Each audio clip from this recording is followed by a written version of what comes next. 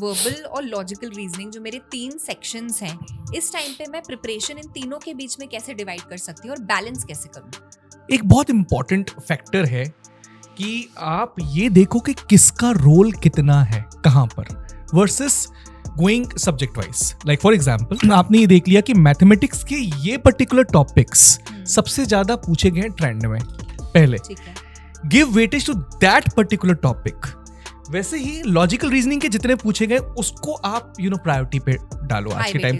अब high weightage topics को आप पहले प्रायोरिटी पे डालो. तो ये क्या करेगा, मोर टू लेस की स्ट्रेटजी हमेशा आपका टाइम सेवियर बनने वाली है.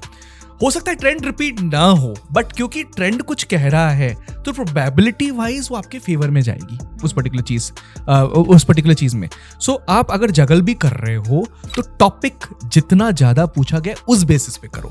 फॉर एग्जाम्पल पैरा जंबल्स अगर 6 मरतबा पिछली बार आया है तो पैरा जंबल्स को उतना टाइम चाहिए, या 6 क्वेश्चंस पूछे गए हैं या 7 क्वेश्चंस पूछे गए वर्सेस एक particular topic.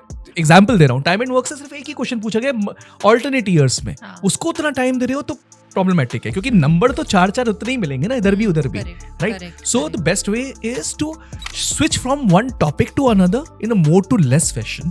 That's always going to be helpful.